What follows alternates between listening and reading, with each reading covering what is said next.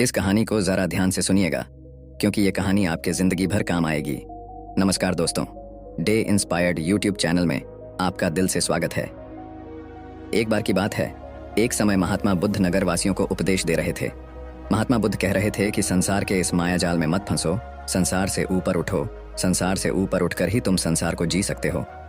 यहाँ कोई अपना नहीं होता। संसार के मोह माया वो फंस गया जिसने अपनी बुद्धि का इस्तेमाल नहीं किया।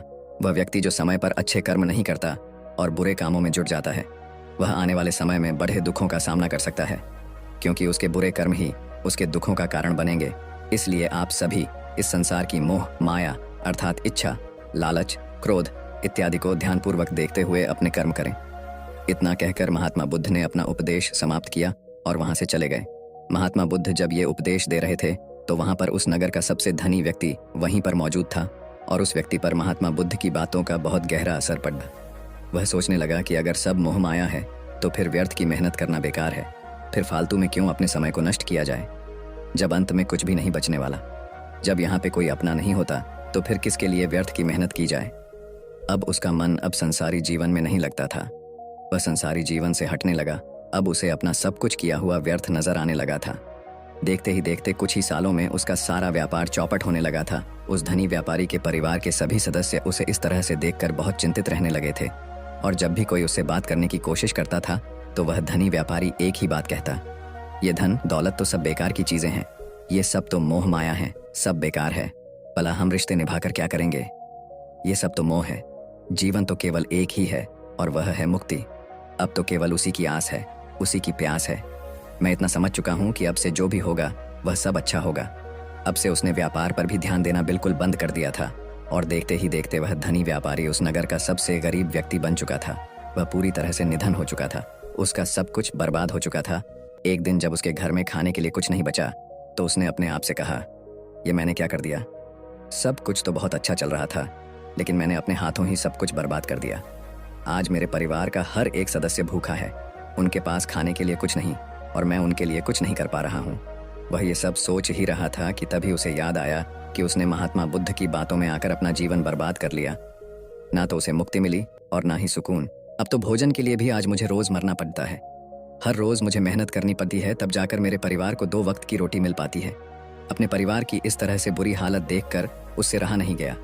वह बहुत चिंतित रहने लगा था। तब उसके मन में ख्याल आया कि वह अब किससे मदद मांगेगा, आखिर अब उसका साथ कौन देगा। तभी उसे याद आया कि उसे महात्मा बुद्ध के पास ही जाना चाहिए, क्योंकि बुद्ध के कारण आज उसकी यह हालत है। उसके हालात के जिम्मेदार तो वही हैं। मैं तो सीधा सीधा अपने मार्ग पर जा रहा था, लगातार अपने व्यापार में उन्नति कर रहा था, लेकिन जब से मैंने उनकी बातें सुनी तब से मेरा मन विचलित हो गया। उनकी फालतू बातों में आकर मैंने अपना सब कुछ बर्बाद कर दिया। मेरे हालात के जिम्मेदार तो वही है, इसलिए मुझे उनके पास ही जाना होगा।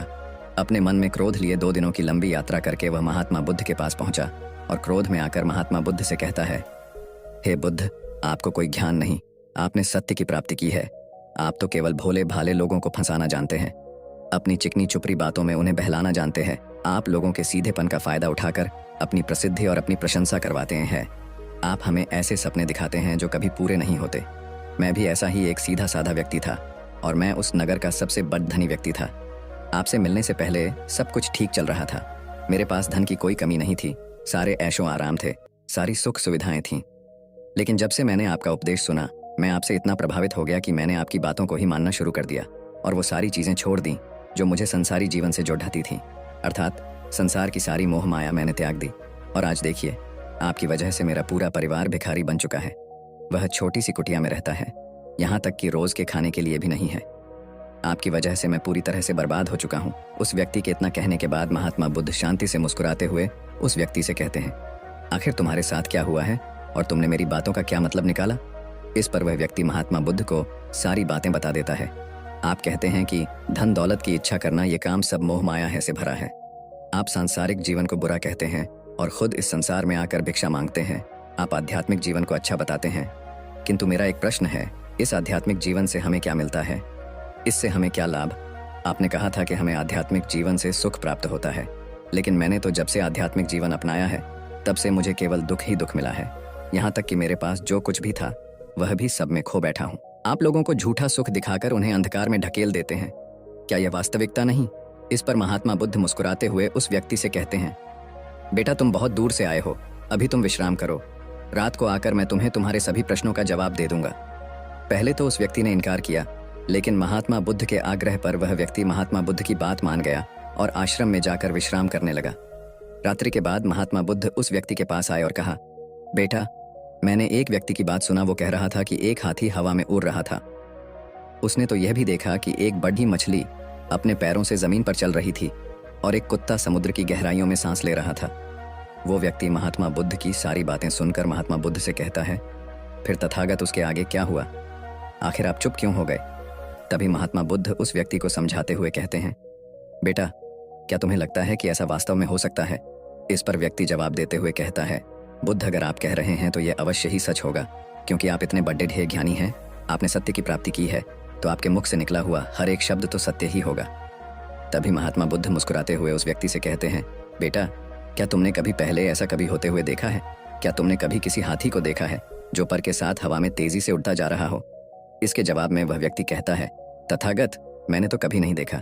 तभी महात्मा बुद्ध कहते हैं, तुमने मुझसे प्रश्न क्यों नहीं किया कि आखिर वह हाथी आकाश में कैसे उड़ सकता है? इसके जवाब में व्यक्ति कहता है, हे तथागत, आपके मुंह से सुनकर मुझे ऐसा लगा कि मानो बात सत्य हो, और आप कह रहे हैं तो ये सत्य ही होगा, इसलिए मैंने आपसे एक भी बार प्रश्न नहीं किया। तभी महात्मा बुद्ध उस व्यक्ति को समझाते हुए कहते थे, कभी किसी की बातों पर मत जाना, बल्कि खुद विचार करो, संयम से सोचो कि उस बात में कितनी सच्चाई है। जो व्यक्ति कह रहा है क्या वह सच है? आखिर वह कहना क्या चाहता है? हो सकता है कि वह कुछ और कहना चाहता हो और तुम उसका अर्थ कुछ और ही निकाल रहे हैं। कम से कम तुम्हें एक बार प्रश्न करके ये समझना तो चाहिए कि आखिर वह कहना क्या चाहता है। अगर तुम मुझसे पूछते कि आखिर वह हाथी हवा में कैसे उड़ सकता है, तो इसका जवाब मैं तुम्हें अवश्य देता। मैं तुम्हें ऐसा बताता कि एक छोटा सा बच्चा अपने खिलौनों के साथ खेल रहा है, वह हाथी को हवा में उड़ा रहा है और कुत्ते को पानी में डूबा रहा, और रही बात मछली की तो वह उसे जमीन पर चला रही है। क्या ऐसा संभव नहीं हो सकता? इसके जवाब में व्यक्ति कहता है, हाँ बिल्कुल ऐसा हो सकता है। महात्मा बुद्ध उस व्यक्ति को कहते हैं, इसी प्रकार मैं कभी किसी को निर्धन या गरीब होने के लिए नहीं कहता। निर्धनता या गरीबी तुम्हारे विकास में बाधक बन जाती है, जिससे तुम और कुछ नहीं सोच पाते, ना ही कुछ समझ पाते हो। इन भिक्षुओं को देखो, जब इन्हें भोजन की आवश्यकता होती है तो यह भिक्षा मांगने के लिए निकल पड़ जाते हैं, लेकिन यह भिक्षा कहाँ से आती है? इसके जवाब में व्यक्ति कहता है, हे तथागत, हर कोई रोज मेहनत करता है ताकि उसके परिवार का पालन पोषण हो सके, और जो वह मेहनत करता है उसके बदले में उसे कुछ पैसे मिलते हैं। उन पैसों से भोजन खरीदता है और वही भोजन वो आपको भी सौंपता है, और वहीं से भिक्षा आती है। तभी महात्मा बुद्ध उस व्यक्ति से एक और प्रश्न करते हैं, बेटा ये बात तो सत्य है, लेकिन तुम क्या मुझे ये बता सकते हो कि आखिर ये धन कहाँ से आता है? इसका जवाब देते हुए व्यक्ति कहता है, तथागत धन तो सभी लोग अर्जित करते हैं, सभी कमाते हैं। तभी महात्मा बुद्ध इस व्यक्ति को समझाते हुए कहते हैं, ठीक इसी प्रकार दुनिया में यदि हर कोई भिक्षा मांगने लग जाए तो आखिर भोजन कहाँ से आएगा? अनाज कौन उगाएगा? व्यापार कौन करेगा? और लोगों की रक्षा के लिए धन कहाँ से इकट्ठा होगा? लोगों की जरूरतें कैसे पूरी होगी? ये सुनकर व्यक्ति थोड़ा अचरज में पड़ गया और महात्मा बुद्ध से कहता है, किंतु हे तथागत, आप ही तो कहते हैं कि मनुष्य की इच्छा, कामना और वासना, लालच और क्रोध, ये सभी मनुष्य के विकार है और हमें इनसे दूर रहना चाहिए, तभी वह आत्मज्ञानी कहलाता है। तभी महात्मा बुद्ध कहते हैं, बेटा मैं तो अभी भी यही कह रहा हूँ कि मनुष्य को इन सब चीजों से दूर रहना चाहिए। इस पर व्यक्ति महात्मा बुद्ध की बात काटते हुए कहता है, पर दुनिया तो इसी पर चल रही है, इसके बिना भला या संसार कैसे चल सकता है? हर किसी को पैसों की जरूरत है, बिना पैसों के बाहर अपने परिवार को नहीं चला सकता, वह अपने परिवार का पालन पोषण नहीं कर सकता, वह अपने परिवार के लिए भोजन नहीं ला सकता, और यदि वह पैसे नहीं कमाएगा तो वह भूखा मर जाएगा। तभी महात्मा बुद्ध कहते हैं, बेटा ये संसार इन चीजों से नहीं चल रहा है, इन चीजों से बिगड़ रहा है। इस पर व्यक्ति कहता है, ये तथागत आखिर आप क्या कहना चाहते हैं? मैं आपकी बात समझ नहीं पा रहा। संसार में इच्छा, कामना, वासना और क्रोध ही तो है, और जब हम इनका त्याग कर देते हैं तब हम अध्यात्म के मार्ग की ओर आगे बढ़ते हैं, अर्थात मुक्ति के मार्ग पर, यानी कि हम सन्यासी के मार्ग पर चलते हैं।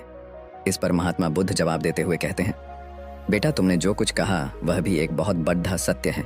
इच्छा, कामना, वासना और क्रोध ऐसे ही बुरी भावनाओं को छोड़ देने से हम संसार छोड़कर सन्यासी हो जाते हैं, और इन्हीं सभी चीजों को छोड़कर भी हम संसार में जी सकते हैं, धन कमा सकते हैं, मान, पद, प्रतिष्ठा और सम्मान कमा सकते हैं, क्योंकि हम सब अपना कर्म ही तो कर रहे। एक किसान खेती करता है, पर वह अपनी खेती बिना बुरी भावनाओं के भी कर सकता है। एक व्यापारी व्यापार करता है और इस व्यापार में चीजों को यहाँ से वहां पहुंचना होता है और वह व्यापारी इन चीजों को बिना बुरी भावना के कर सकता है। ठीक उसी प्रकार एक राजा भी अपनी प्रजा की रक्षा करता है और वह भी अपने कर्म बिना किसी बुरी भावना के कर सकता है। और एक भिक्षु इन सभी लोगों को सही प्रकार और सही कार्य करने के लिए मार्गदर्शन करते हैं। जो उस भिक्षु का क्रम है, जो उसका कार्य है, और जो व्यक्ति जागृत होकर अपने कर्मों का सही पालन करता है, वास्तविकता में वही सन्यासी हैं, वही भिक्षु है। क्योंकि हम जो भी कर्म कर रहे हैं वह हमारा इस संसार में रहने के लिए, जीवित होने के लिए, जीवन जीने के लिए केवल एक माध्यम मात्र ही है। उसे छोड़कर हम कुछ भी नहीं पा सकते और हमारे सभी कर्म करते हुए हमारा मुख्य उद्देश्य जागृत होना है, खुद को पहचानना है। एक बार यदि हमारे भीतर ज्ञान का उदय हो गया तब हम चाहे जो भी करें, वह फिर संसारी हो या सन्यासी, सब एक ही होते हैं। इस पर व्यक्ति महात्मा बुद्ध से कहता है, हे बुद्ध, किंतु मैंने तो देखा है कि आप अपने संघ में उन लोगों को भी शामिल कर लेते हैं जो लोग अपने परिवार को छोड़कर आए, अपने माता पिता को, अपने बीवी बच्चों को छोड़कर आए। क्या आप उनसे कभी ये कहते हैं कि जाकर अपनी जिम्मेदारियां पूरी करो और धन कमाओ और वहीं पर रहकर तुम आत्मज्ञान प्राप्त करो? उस व्यक्ति के प्रश्न का जवाब देते हुए महात्मा बुद्ध कहते हैं, क्या तुम हाथी को हवा में उड़ा सकते हो? इसके जवाब में वह व्यक्ति कहता है, नहीं, मैं नहीं उड़ा सकता। तभी महात्मा बुद्ध कहते हैं, केवल एक बच्चा ही हाथी को हवा में उड़ा सकता है। ठीक उसी प्रकार जिस व्यक्ति को जो बनना है वह तो वह बनकर ही रहेगा। जैसे किसी व्यक्ति को व्यापारी बनना है तो वह व्यापारी बनेगा। ठीक इसी प्रकार यदि किसी व्यक्ति को आत्मज्ञान की प्राप्ति करनी है तो उसे सब कुछ तो त्यागना ही होगा। आगे महात्मा बुद्ध उस व्यक्ति से कहते हैं, बेटा, क्या तुम सब कुछ छोड़कर आत्मज्ञान के मार्ग पर आगे बढ़ते, या फिर तुम ये सोच रहे थे कि इस रास्ते पर चलकर जीवन आसान हो जाएगा, जो होगा सब अच्छा होगा, सब कुछ अपने आप ही मिलने लगेगा, मुझे तो कुछ करने की आवश्यकता ही नहीं पड़ेगी, सारे दुख दर्द सब कुछ समाप्त हो जाएगा और जीवन में चमत्कार होने लगेगा और अंत में मुक्ति भी मिल जाएगी। महात्मा बुद्ध की यह बात सुनकर उस व्यक्ति को अपनी गलती का एहसास हो गया। वह महात्मा बुद्ध के चरणों में गिर पड़ा और कहने लगा, हे तथागत, आप सत्य कहते हैं। मैंने तो कुछ ऐसा ही सोचा था, क्योंकि मेरा व्यापार सही नहीं चल रहा था तो मुझे लगा कि सब कुछ छोड़कर सब मिल जाएगा, मुझे कुछ करने की आवश्यकता ही नहीं पड़ेगी और मेरे सारे दुख दर्द हमेशा हमेशा के लिए खत्म हो जाएंगे और मैं आत्मज्ञान भी प्राप्त कर पाऊंगा। तभी महात्मा बुद्ध उस व्यक्ति से कहते हैं, बेटा, भिक्षु हो जाना कोई आसान बात नहीं है। इसके लिए सब कुछ त्यागना पड़ता है। एक एक चीज जिसे तुम बहुत प्रेम करते हो, वो सारी चीजें तुमसे एक एक करके दूर हो जाती हैं। तो क्या तुम भिक्षु बनने के लिए तैयार हो? क्या तुम सब कुछ छोड़कर अध्यात्म के मार्ग में आगे बढ़ना चाहते हो? इसके जवाब में व्यक्ति कहता है, हे तथागत, मुझे मेरी गलती का एहसास हो चुका है। मुझे भिक्षु नहीं बनना, मैं तो व्यापारी ही ठीक हूँ। मैं तो अपने संसारी जीवन में ही खुश था, परंतु अब भी मेरे मन में एक प्रश्न शेष बचा है। अगर आपकी आज्ञा हो तो वह प्रश्न भी मैं आपसे पूछना चाहूंगा। तभी महात्मा बुद्ध उसे आज्ञा देते हैं। इस पर व्यक्ति कहता है, तथागत, आप ही तो कहते हैं कि धन नहीं कमाना चाहिए, पद, प्रतिष्ठा, अहंकार हमें दुख की ओर ले जाते हैं और संसार में यही तो है। और क्या है, यदि हमें संसारी जीवन जीना है तो हमें ये सब तो करना ही पड़ेगा। तभी महात्मा बुद्ध मुस्कुराते हुए उस व्यक्ति से कहते हैं, क्या तुम्हें भूख लगी है? इस पर व्यक्ति कहता है, हाँ तथागत, मुझे बहुत भूख लगी है। तभी महात्मा बुद्ध उस व्यक्ति को भोजन करवाते हैं और उसे भरपेट भोजन खिलाने के बाद महात्मा बुद्ध उस व्यक्ति से कहते हैं, लो और खाओ, ये सब तुम्हारे लिए ही है। इसके जवाब में वह व्यक्ति कहता है, तथागत, मैं पहले ही बहुत ज्यादा खा चुका हूँ, अब मुझसे और नहीं खाया जाएगा। मेरे पेट में अब जरा भी जगह नहीं रह गई है। यदि मैंने और अधिक खाया तो मेरा पेट दर्द करने लग जाएगा और फिर मुझे तरह तरह की परेशानियां होने लगेंगी, मैं परेशान हो जाऊंगा। तभी महात्मा बुद्ध मुस्कुराते हुए उस व्यक्ति से कहते हैं, बेटा, मैं भी तो तुम्हें यही समझाने का प्रयास कर रहा हूँ कि जितनी ज़रूरत है उतना ही खाओ, क्योंकि हर चीज़ जब हद से ज़्यादा हो जाती है तो वह नुकसान ज़रूर पहुँचाती है। फिर वह चाहे धन हो, चाहे इच्छा, चाहे लालच या फिर कामना या वासना, सब कुछ हद से ज़्यादा आपको नुकसान ही पहुँचाएगा और यह सब आपको केवल दुख ही देंगे।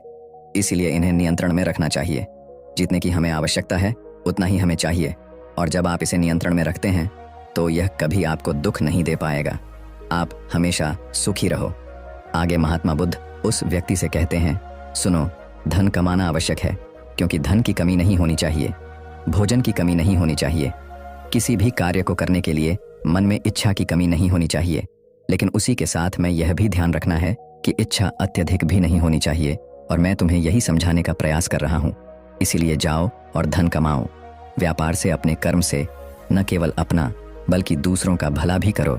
जब तुम अपने किए कार्यों की सांसारिक कार्यों से लोगों का भला करते हो, तब तुम में और किसी सन्यासी अर्थात किसी भिक्षु में कोई अंतर नहीं रह जाता।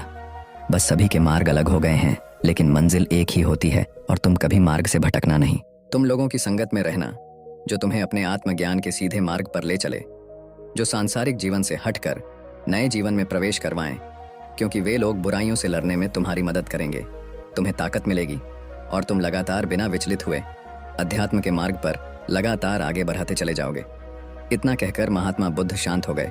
वह व्यक्ति महात्मा बुद्ध को प्रणाम करके कहता है, ये तथागत, आपकी शिक्षा ये तो बिल्कुल अलग है। आप जो कहते हैं उसके पीछे का अर्थ कुछ अलग ही होता है, बहुत सीधा और सरल, लेकिन हम उसे समझ नहीं पाते। आपके पास चमत्कार का आश्वासन नहीं है, पर आपके पास वह मार्ग है जिसमें मार्ग पर चलकर मैं अवश्य ही अध्यात्म को प्राप्त कर सकता हूँ, जिससे मेरा और लोगों का सभी का भला होगा।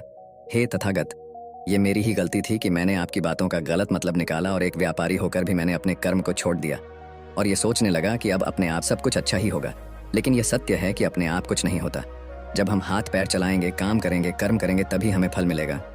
जब हम हाथ पैर मारना छोड़ते हैं तो नदी का बहाव हमें अपने साथ बहा कर ले चला जाता है और तब हमारे हाथों में कुछ नहीं रह जाता, और यही मेरे साथ भी हुआ है।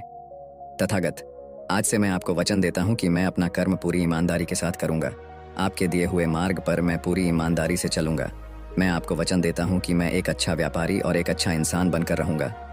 मैं आत्मज्ञान के मार्ग पर अपने कर्म करते हुए आगे बढ़ता रहूँगा। इतना कहकर वो व्यक्ति महात्मा बुद्ध को प्रणाम करके वहाँ से